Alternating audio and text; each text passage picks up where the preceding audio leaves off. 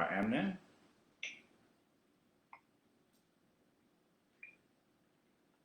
Well, hello. It's so nice to be live. Yep. Well, hello.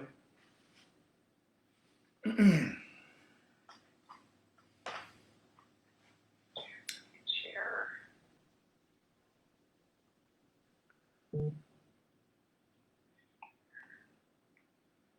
Looks like we might have a couple of people jumping on. A little bit. Good afternoon. Well, I can't see who it is. But it's also very cool. Glad everyone... Oh, it's Debbie. Hi, Debbie. How are you? Who else is on there? Why don't you go ahead and post a message there. Let us know that you're on. We're going to just give it a couple of... just give it a minute or so. Let some other folks jump on board, seeing as though we just went live. Yeah,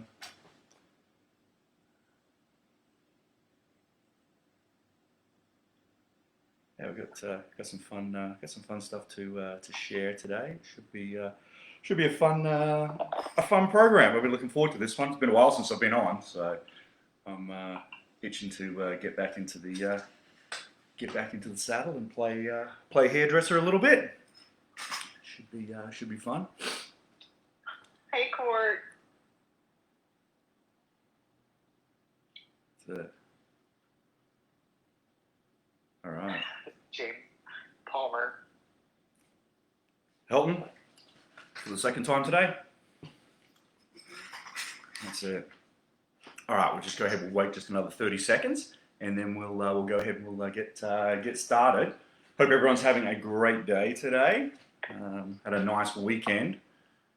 Kind of fun to get out and play. Weather's starting to change a little bit, so it's not quite as hot. Although I do rather enjoy the hot weather, so I'm all about that. All right. I'll tell you what. Let's go ahead and let's get started. Good afternoon, good morning, good evening. Hi, welcome to Facebook Live with Keune Hair Cosmetics.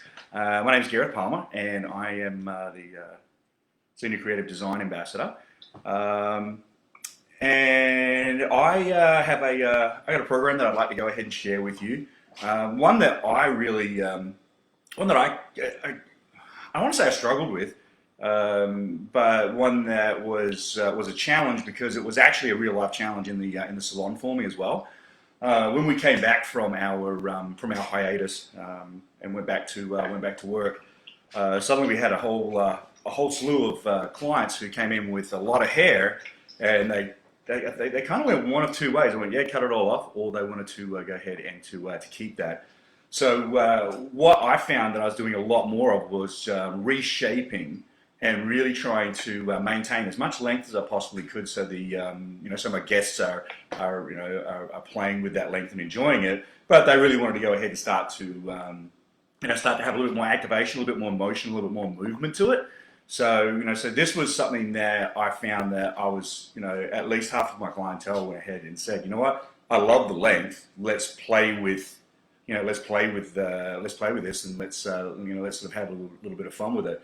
So it really kind of pushed my boundaries a little bit as far as coming up with some creative ways to create a little bit more activation, a little bit more motion, without losing a lot of length. A lot of my clients, they wanted to keep that length, but they were feeling as though I was a little bit flat, a little bit like dragging them down just a tad. So so it was, for me, it was personally challenging. It was really cool. It actually made me think outside the box a little bit, and to come up with a different silhouette for our clients.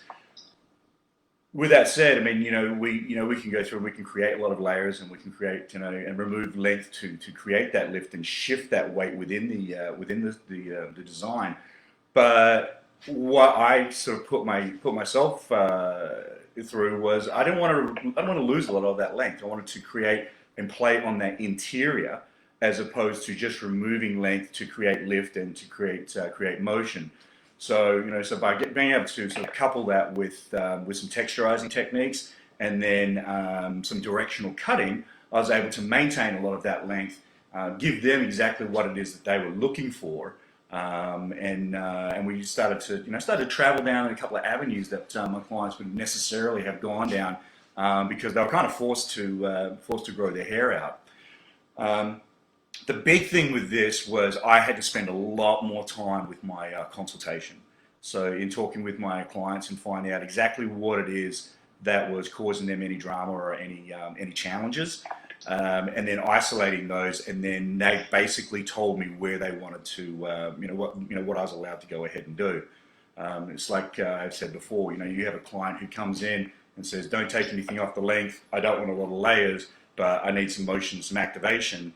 A lot of people will hear, "Well, you're not allowing me to do anything." What they basically told me is, I can't take any length off, I can't take anything off the top, but I can play on the interior as well. So when we listen to what our clients are saying, they're telling us where we can play and how we can approach the haircut, which makes it a little bit easier. One thing that I did change up with my approach to changing that silhouette is I started to work a lot more with my clients blow dry. So I was doing a lot more dry cutting before I got to the shampoo bowl. Two things it worked out really well for me is I was playing with their blow dry. So a lot of times we'll blow dry the hair differently, and we can kind of manipulate and shape that a little bit differently, and we can get that hair to do exactly what it is that we want. Whereas sometimes our clients may not spend quite as much time in the finishing of their hair. So I found that by working with their blow dry and then having them put their hands into it, so they're actually participating in the appointment, I was able to create that shape, and they were like, "Oh yeah, cool, that's really, I like that shape, I like the way that feels," but I'm working with the way that they finish their hair as opposed to the way that I would finish that hair. Because we can, as professionals, we can create, maybe a little bit more lift where someone else may struggle with that just a little bit more. So by doing it that way, I was able to, I was confident that they were able to go ahead and to finish the hair exactly the same way and get that change in silhouette and really create the look that they're going for without actually taking them back to the shampoo bowl. Now I did shampoo them afterwards and then and do some work after I blow dried them, but I found that by reversing where I spent a majority of the time was before the shampoo. I found that when they came back for their return appointment in 4, 6, or 8 weeks, however long it was, that they had a lot more success with their hair because they were able to recreate it because I used their blow dry, their finish, and used that as the foundation, and then I was able to work off of that. So sometimes maybe just changing the way that we we approach our cuts. And where we do the cutting as opposed to where it happens in the appointment, that can really affect the outcome to where it can be a lot easier for our guests and our clients to be able to replicate that look at home as well. I would like to just open up the floor too. If you've got any questions, any comments, or anything like that, I'd love to go ahead and hear from you, and we'll be able to go ahead and field those in real time as you ask them. We have Jessica Mills. She's on the other end of the computer there as well. She's going through, and she'll feed those questions to us. So don't be shy about going ahead and asking the questions. So the first guest that I have here is it's more of that textured type of a feel. You can almost call it like that beachy wave type of a look to it. What I wanted to create with my benchmarks was a real life type of a feel as to how the client would be walking into the salon, as opposed to putting like a super professional finish on it, which kind of like making this a little bit more realistic. So she's got a little bit of texture to her, and what we find with people who have got texture, or they're putting texture into it with an iron, something along those lines, maybe putting a little bit of wave or something once they sort of get past that parietal ridge there. What you can find sometimes is that it starts to get a little bit flat and so forth in through that top section.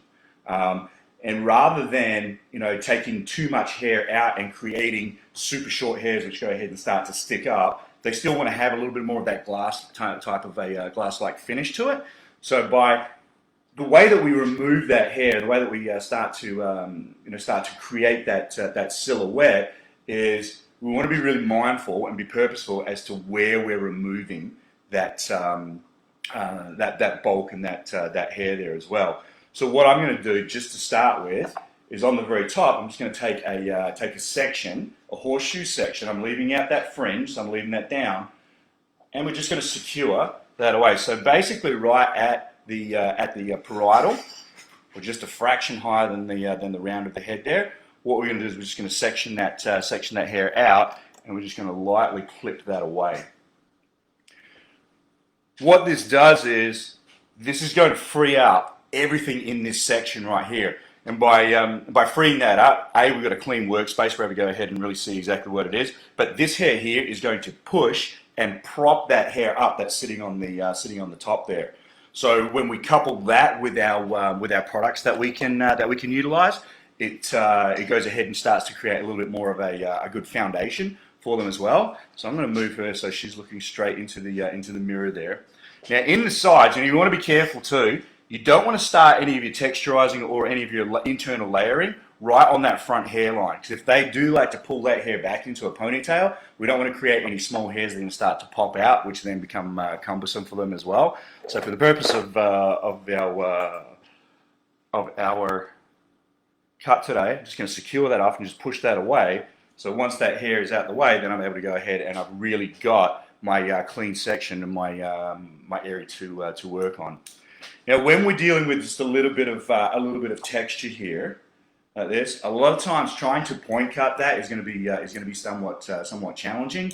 With straight hair, you can really run your shears all the way down. So what we're going to do is we're going to just begin by picking up sections about 1 centimeter in depth and about 2 centimeters wide. So it's about yay wide. And what we're going to do is just very, very lightly walk those shears down the hair shaft. Now, in walking those shears down, you're going to start to have shorter pieces getting down to longer pieces. Now, the reason that this is a good technique to go ahead and to utilize is, you're not going to end up with a line of bulk that's going to shift as that hair starts to grow out. So what we're doing is we're actually spreading out the texture over that hair shaft, which will give the haircut a little bit more longevity. So you shouldn't have your clients coming back saying, well, yeah, it was great for the first 3 weeks and all of a sudden it fell flat. What we're doing here is we're really stretching out that texture. So it gives, I like to call it gives the haircut legs. It gives it a little bit more longevity to it. That way it doesn't hit a point and then suddenly that hair, then that weight just shifts and it gets really, really heavy. So by picking that up, so I've got my first section where I've done that over the top. If I've got someone who's got super, super dense hair, I'm going to secure that away, and then directly below it, I'm going to pick up another section just as big as the previous one, which was 2 centimeters wide, about 1 inch wide, and about 1/2 inch deep. And rather than starting as close to the scalp as I did, as the outgrowth, I'm going to start this one a little bit further down, and just going to start to walk my shears down, just down to the ends. Now, I'm not going to be quite as aggressive with this one here, because what we want to do is we want to be able to drop this one down over the top. So this one started shorter, then this second section gets a little bit longer. So what we're doing is we're starting to build that up a little bit. So when we drop this hair down over the top, what it will start to create is a roundness, but we're also, anytime you've got any texture in their hair here, we also don't want to create too much of a triangular or a broomstick type of an appearance. So but just by going through and just removing that, then you can start to pop that up just a little bit. When you go to your next section, you're going to do exactly the same thing. Over the top, and very, very lightly just start to work those shears down. Now, what I really, really like about this particular technique is, as you move from one side of the head to the other side of the head, you start dealing with different curl patterns, or the intensity of the curl, or the density of the hair, rather than using my texturizing shears, which is going to take out a fair amount of hair all the time. Depending upon how aggressive I get with the closing of my shears, I can really cut to what the hair is presenting here for me. So if on this side here, she's got a lot more density on the hair here, then maybe I don't need to go ahead and be quite as soft with it. I can get after it just a little bit more, because what that can go ahead and do is create visual balance on one side with the other side, especially when you're dealing with different densities too. Also, when you've got different curl patterns in there as well, so you might have slightly curlier hair on one spot, and it might be a little bit more relaxed in another. You can also go through and start to play with that just a little bit to create a little bit more balance. You can free up a little bit of that curl, or you can promote a little bit more of that curl as well. So depending upon what is presenting will depend upon what that result is going to be and how you're going to build your haircut. Because a haircut is basically a series of techniques that are put into one order, which creates a finish. When we start to change those different techniques, that's when we start to get a slightly different result. When we were in hair school, we were all taught, we just went ahead and we did the same stuff all the way around the head, and we didn't take into account the fact that there was different densities and there were different curl patterns, or you've got different growth patterns and so forth. As we get deeper into our career and become more aware of what is presenting to us, we know that even in that same section throughout the entire head going around the parietal ridge here, we may not do the same technique all the way around due to the way that the hair is starting to present as well. So just being really present with your techniques that you're utilizing is will actually start to elevate your game just a little bit more. So each haircut should be really highly personalized along those lines there. Now, one thing that I do get asked a little bit is as far as that is utilizing, say, a razor or utilizing our texturizing shears on this. I'm going to use my texturizing shears, but I'm going to use them in a slide cutting technique, just like I did with my regular blades. Now, in utilizing your texturizing shears here, you're still going to go down to the heel of the blade, but because we don't have two perfectly solid blades here, it's going to allow a little bit more of that hair through, which is going to create a softer result. So you're not going to take quite as much out. So here's a good studio tip. If this is if you don't do a lot of slide cutting, let's not drag the big dogs out first like that and jump in where angels for you to tread. Maybe if we grab our texturizing shears, and you can utilize it in exactly the same way. Pick up that same section, over the top, and then very, very lightly, you're just going to lightly work your way through. So you can see, just with that, there's very little hair that came off. So that's going to give you a softer result. So if you've got someone who might have, say, skinnier hair, it's a nice way of saying they have fine hair, but if they've got skinnier hair, and you do want to create a little bit of texture, you don't want to get too aggressive with it. Maybe using your texturizing shears can start to create a some of that removal of weight on the interior. Yet it still gives you a little bit of a safety net, so you're not removing too much hair when you're using this technique here as well. Now, when I've been doing this with both of those two sections there, and you can see it's just starting to pop up just a little bit. What you're going to start to see is that soft rounding. So you can see I'm doing this. My elevation's at that low 45. Now, if I want to promote a ton of lift to where that hair really explodes off the head shape. So let's go into the back section right here. Like that. I'm going to pick up my regular blades again. Back to my regular shears. At this point here, just clean this section up. At this point here, I can change the way that I'm elevating that hair. So keeping that low is going to keep it a little bit on that softer side. It's going to actually start to collapse those ends a little bit more, but it is going to free up and pop that up. If you really want to promote a lot of lift and a lot of launching off the top, we're going to pick up that section and it's going to be a vertical section as opposed to a horizontal section, which is what we're doing on the sides here. We're going to take a vertical section and pick that hair up, drop that out at the occipital bone here, and now we're going to start to work our way up. And what that's going to do is going to lift all of that hair underneath. Now the cool part about this particular technique is I can now couple that on that top section as well, to where I can layer that on the bottom, on the top there. So rather than building all the way out here, because I don't want to get too much width coming off of the back of the head, what I can do now is I can drop part of that top section down. So if I just go through and drop that off the back, because I'm not cutting from the top side down, I'm cutting from the interior up, I can actually get a little bit higher. I can get a little bit higher than what I did on the opposite side and remove just a little bit more of that hair, because I'm still working from the underside, up, up, up, up, and I'll be about halfway through and removing that hair.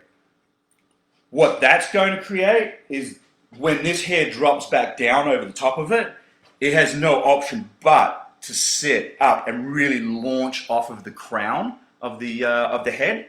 And what that's also going to do is going to allow, especially if you've got some texture in there, or they're putting texture in, it'll create a little bit more of a ribbon type of an effect, because you have not got quite as much hair all hitting down at that same spot. Also, when I'm dealing with some textured looks, what I also do is sometimes you just don't need a full haircut. Sometimes when people come in, they're like, you know what, I love the way that it feels down on the bottom through here, but they just get that weighty type of a feel on the top there. There are some people who I may not cut their entire head of hair. I may just go ahead and just cut that top section, just to create a little bit of lift and a little bit of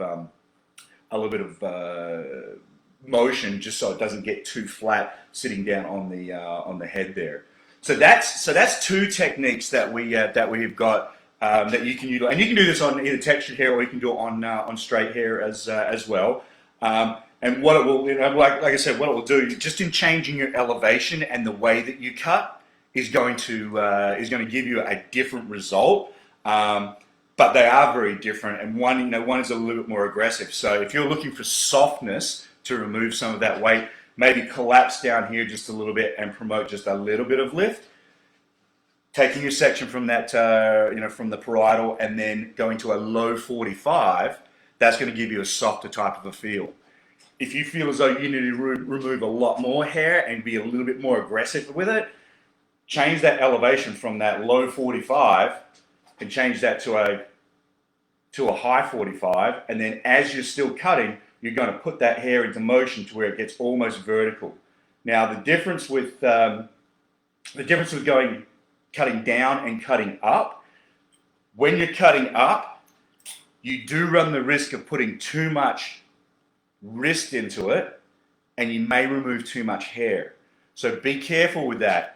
Don't be shy to air yourself out a little bit, get a little bit of distance from your client, and really be sort of open with your body position like that. If you get up too close like so, that's when we tend to push with our blade, because we're all jammed up, and that's when we can start to remove too much hair.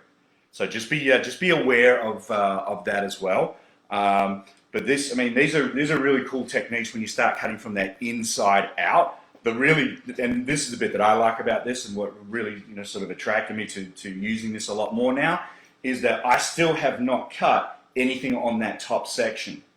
So if she has got perfectly one length hair, I can do all this on my interior, creates lift, creates some motion, yet she can still have a glass-like perfect finish, but she feels as though she's had that service done as well. So so don't be shy as far as going ahead and playing with that.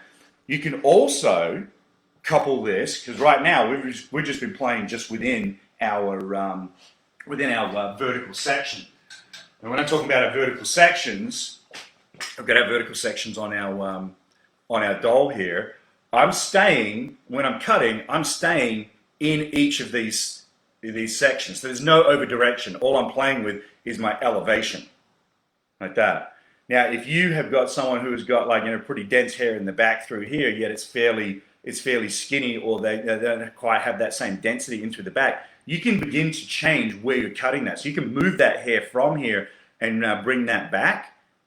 And what you'll do is you'll actually keep it just a little bit more of that density, but you're still removing some of that hair out.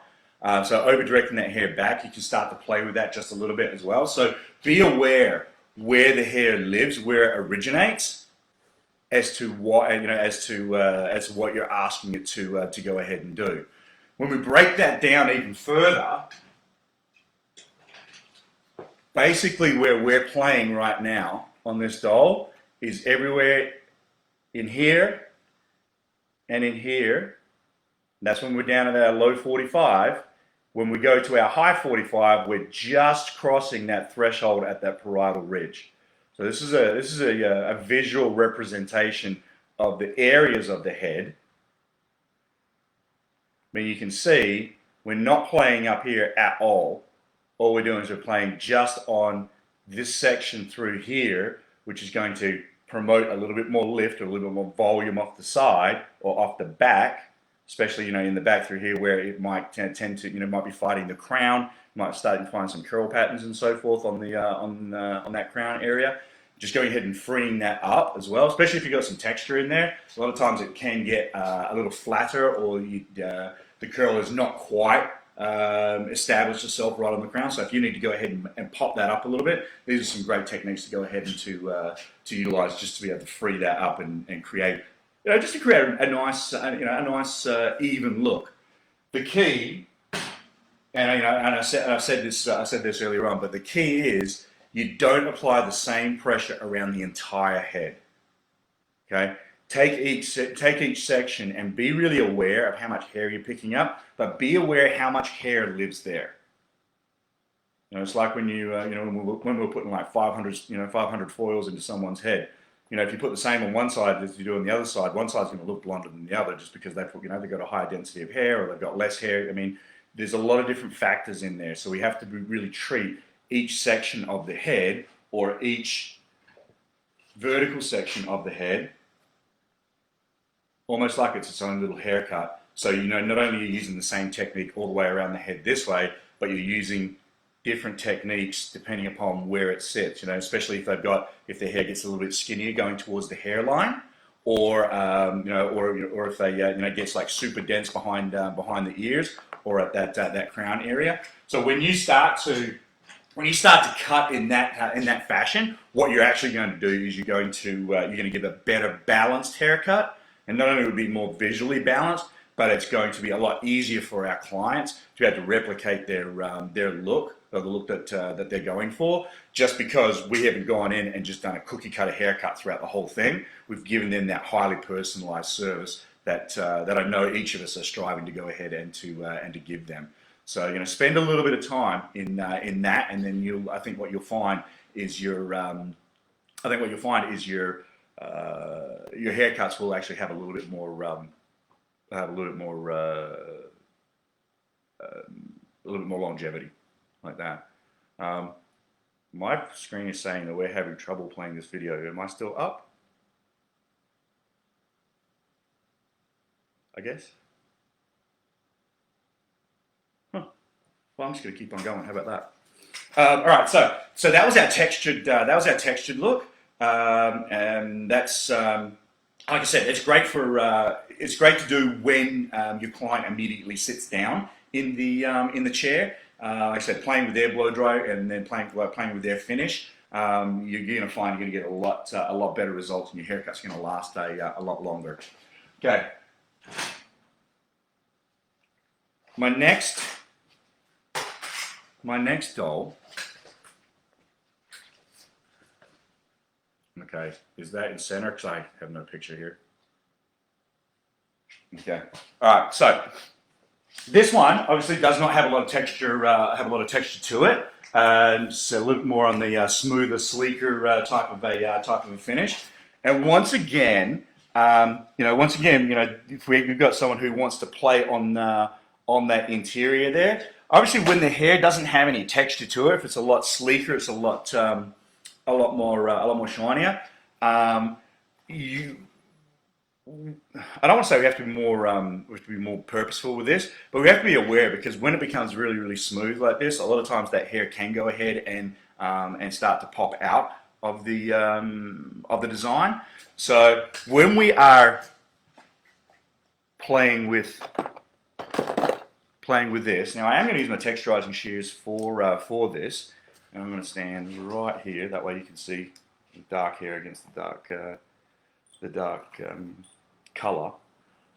I'm going to elevate that hair, and I'm picking up everything from the very bottom of the hairline. So I'm right at the top of the ear, and I'm picking up all of the hair on the top. So I've basically got everything there.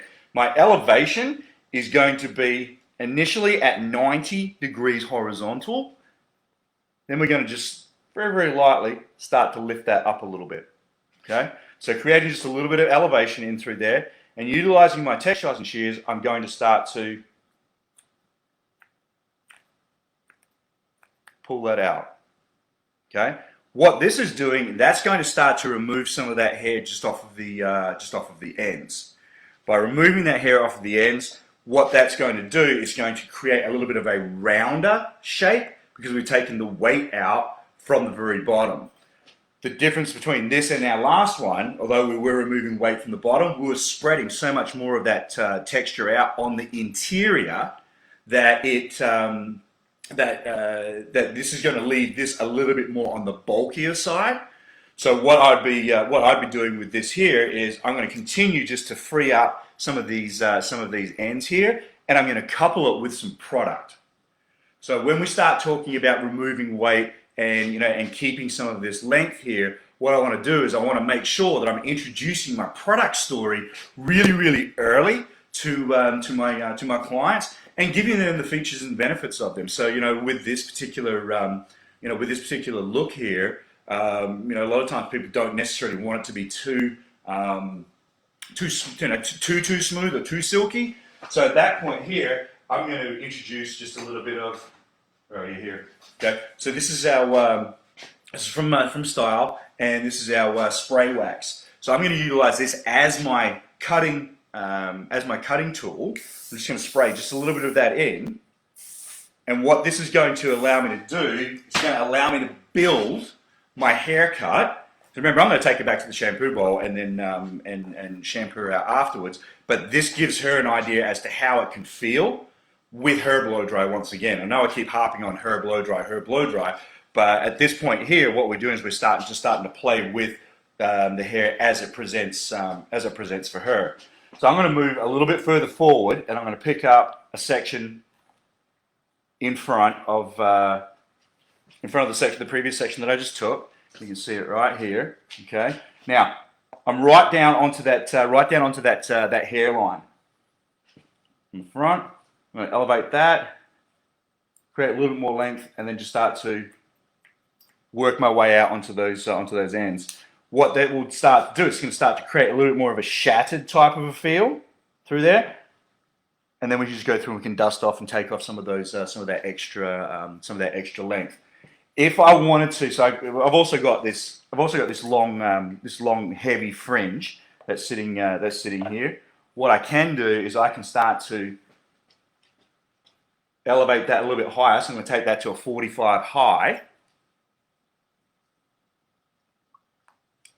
and then just remove just a little bit of that weight. And the way that this is sitting is I'm removing a little bit more. I'm being a little bit more aggressive on the underneath side. So I'm going to drop that down.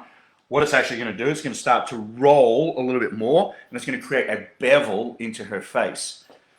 Reason why I think that's important when I'm texturizing down into the mid lengths and the ends is that I don't want to have a super sharp fringe right here, unless that's what we're going for. We're going for like a real shattered type of a feel, and then into a super strong fringe.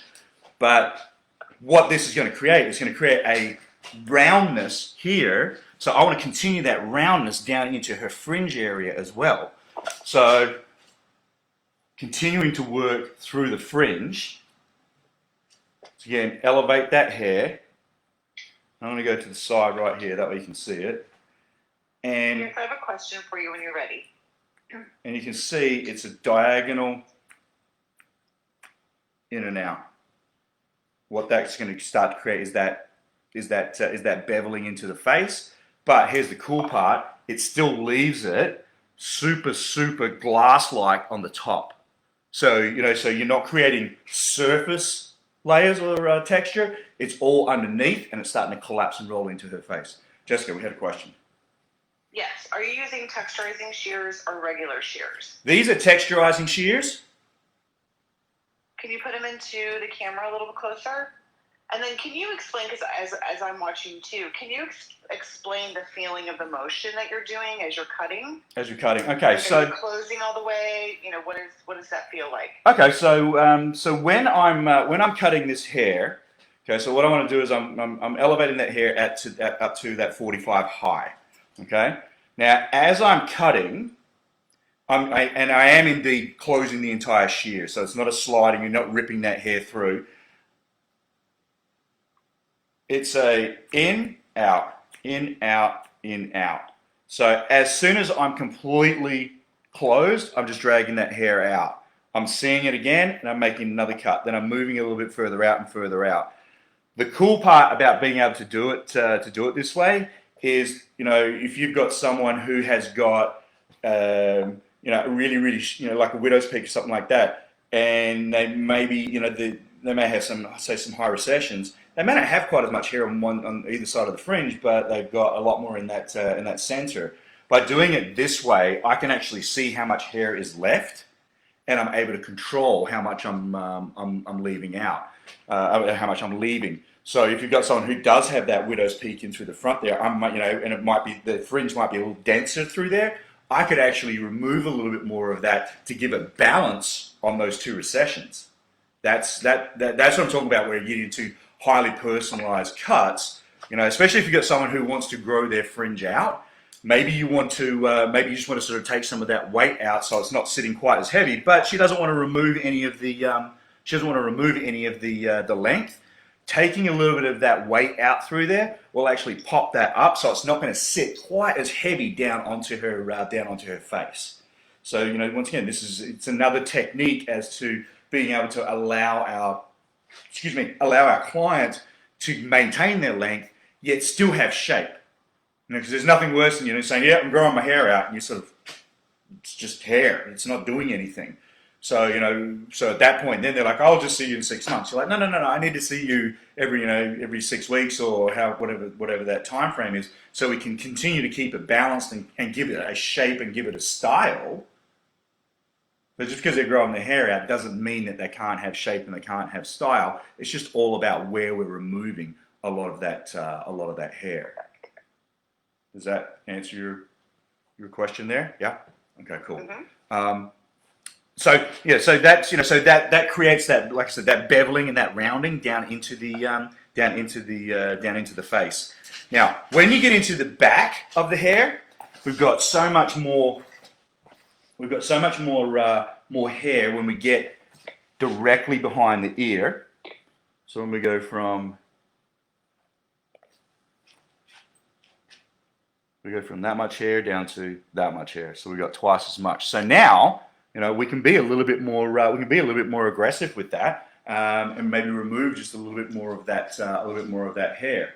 So the cool part about this is if you're trying to maintain that length, you can go through it and you can actually drop as you pick that hair up. And I know it looks like you're picking up a lot of hair, but in that vertical section, I can pick that hair up.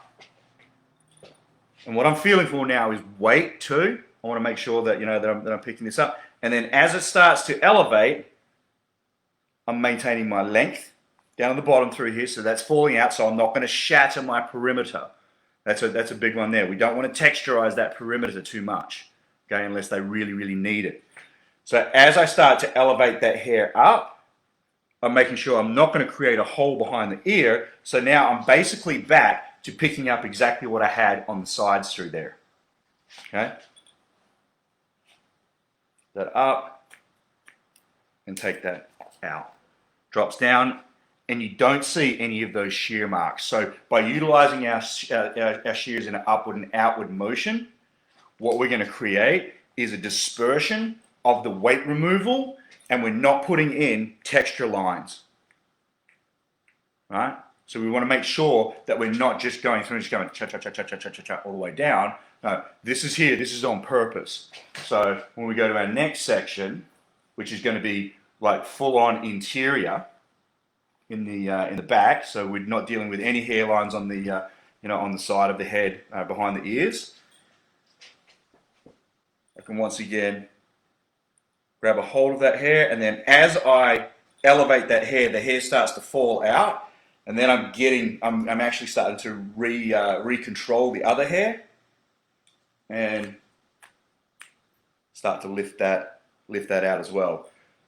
Once again, this is very similar to what we did with our curly head doll. Is we're still not messing around with too much of that length that's sitting on the top there. So we're playing with the hair that's on the interior. We're just playing with it at a different stage of the hair. So right now we're playing with more of the ends of the hair. So we're removing some of that weight out of it. So if this was all one length, you could secure that off, just like we did with the other one. Secure that off, secure the bottom off, and do that on the interior. Then that would still come over and give you that glass-like type of a finish as well. So once I'm not a huge fan of texturizing shears because I think they get used pretty indiscriminately across the board. But when we do utilize them correctly, I think that they're a really, really good tool. We just have to be aware of what we're asking the tool to go ahead and do. Sometimes we'll pick up our pair of texturizing shears when maybe a razor is the way that we need to go. Speaking of, we'll go to our razor. We go to our razor now. So I'm going to go to the opposite side here, and in going to the opposite side, so I've got no texture and so forth on this side of the doll. Gareth, can you show the spray wax that you used again before you started cutting? Just maybe close up label. We had someone ask. How's that? Perfect, thank you. There we go. Yeah. Don't be shy to utilize some of your styling products as a cutting tool, as a cutting lotion. Because the more that we utilize them in different ways than maybe what they were intended. Not saying it's wrong or whatever. It's just an alternate use. It starts to validate a little bit more the way that like if we're using that many products to make their hair look good, then they're like, well, maybe I need to go ahead and buy those. So it's not just us telling them that they need it. It's them seeing us use it as a working tool. And also, did you straighten the hair before you started cutting it? You know what? I let this one air dry. So I wet her down. She has some two-phase in her, just to comb out any tangles, and I just put it on the tripod, let it air dry, and then I swear to God, there was maybe a minute's worth of flat ironing to it.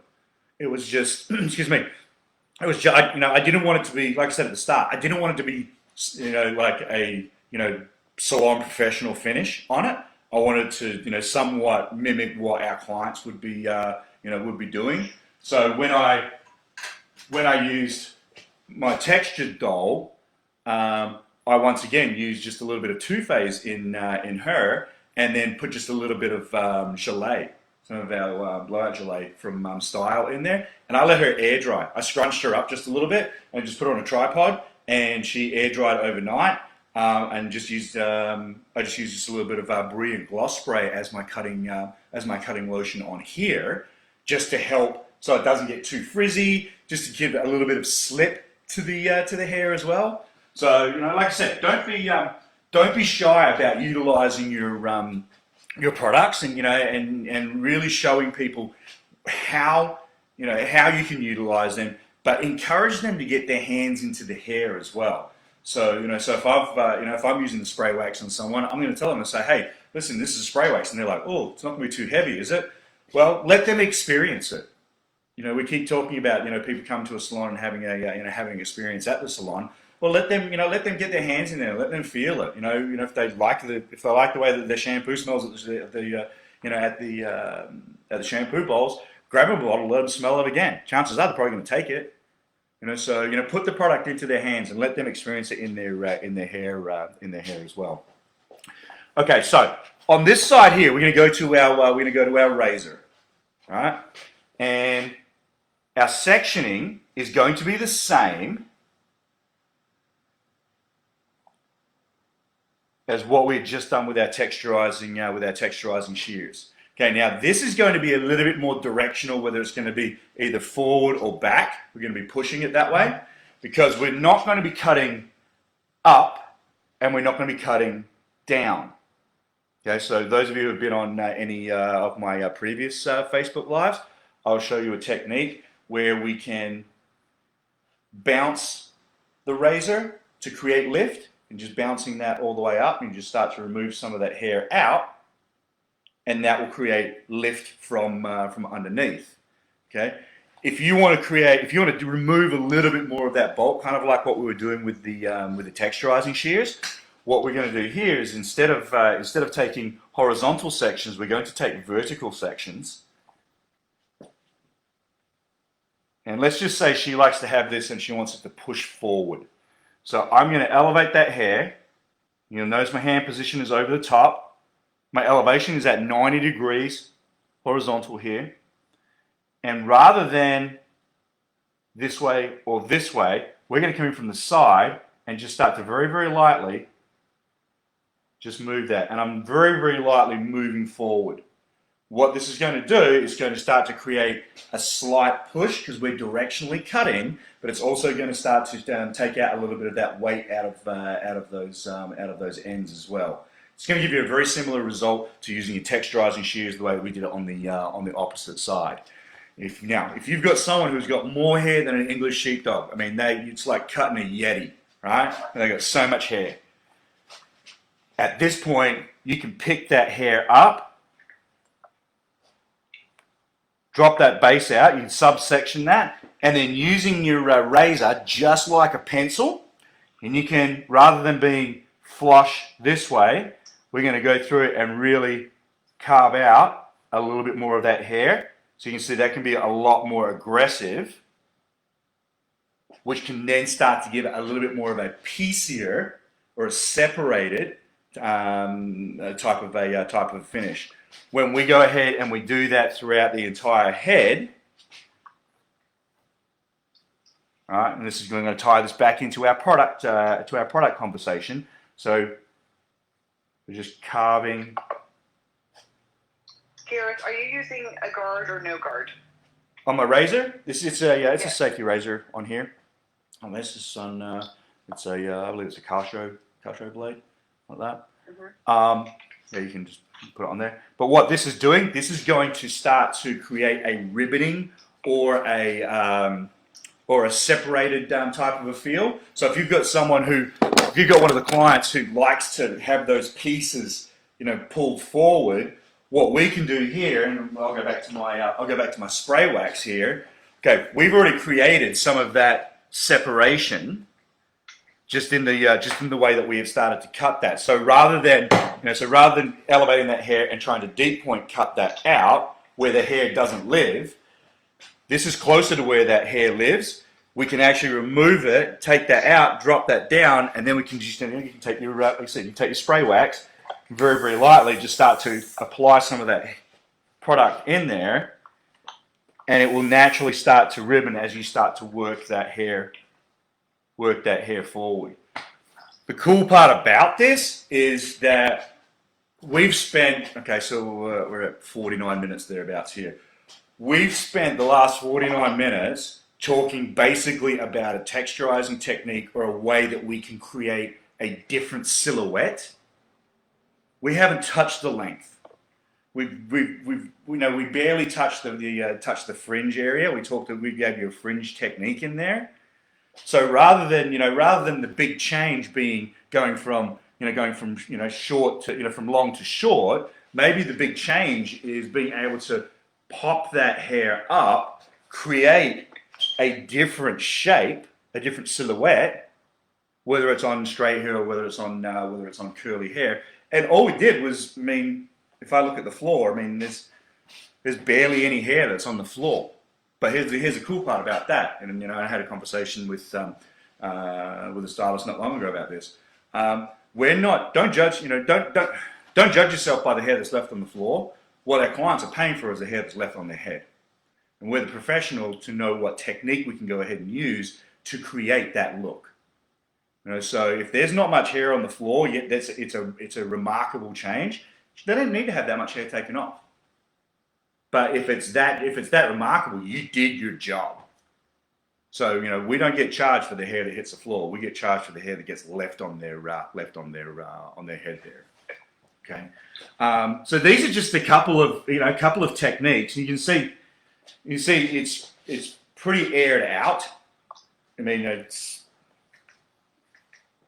That wasn't round brushed or anything. It was air dried and it was flat ironed. So this is all just just from the cutting technique and coupling it with a couple of different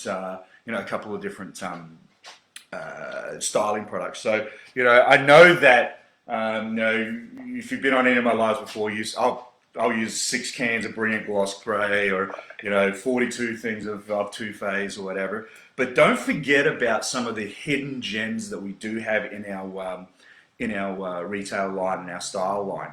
And this is one that I've kind of fallen in love with over the past couple of months. It's spray wax. Get a hold factor of 4, your shine factor of 6. So it's not going to be super waxy. Don't let the name sort of put you off.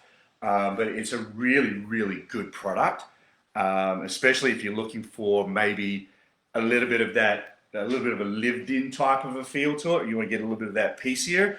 And when you start to, if you got someone who's got like really, really skinny hair, start off with a dry texturizer first, spray that in, and what that'll help just give it just a little bit of that, almost day 2 feel. This will help with and then you're getting to your spray wax, and that'll give you that nice finish in the look. Especially if you've got someone who likes to touch their hair a lot. If they're constantly sort of pulling at their hair and so forth, you don't use a lot of, you don't necessarily want to use like a paste or a hairspray where it really sets up. This is really malleable, and you can blow dry with it too. So you can put it in and then put a bit of heat to it, and that will actually start to change that'll change the nature of the product, but it does become restylable as well. So, so grab, if there's one thing that, other than a styling technique or a cutting technique that you take away from this, do me a favor, do yourself a favor, and grab a mannequin, get a bunch of products, and just start playing. Because I think what you'll find is what I found when I first got the style was I was really, really surprised at how versatile a lot of the products are. And you can suddenly you've got a product line of 30 products, but if you find an alternate use for each one, suddenly that product line is now 60. If you can find 3, it becomes 90. That there is value on your shelf, but it's also value to your clients because they say, oh well, I've already got that. No, you need to use it a different way. Or try this, try that. But that all starts with us playing at home. So do yourself a favor. So grab a doll and get in there and have some fun and be creative. That's what we are. So enjoy yourself and have a good time with it. Question for you. Yes. So notice that you applied the spray wax as you were cutting with the thinning shear, but you didn't with the razor.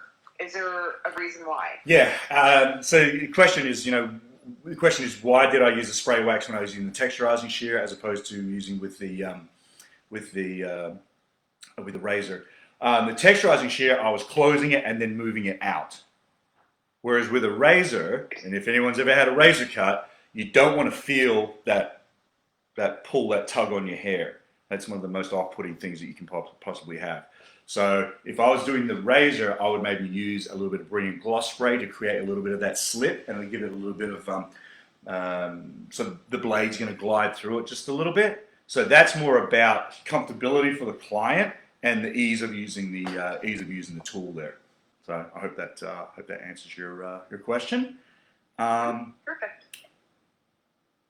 Thank you all very much. I really appreciate you spending the last 55 minutes and 14 seconds with us. I hope you got some usable information out of this. We have got another Facebook Live coming up on Wednesday, and I believe that's Dallin Flint. He's going to be on at 1 o'clock Eastern Time, so you don't want to miss that. I know it's going to be a fun 45 minutes, hour full of useful and practical information that you can utilize in the salon right away. So I hope everyone has a wonderful day. Stay safe, be creative, and we'll see you soon. Thanks.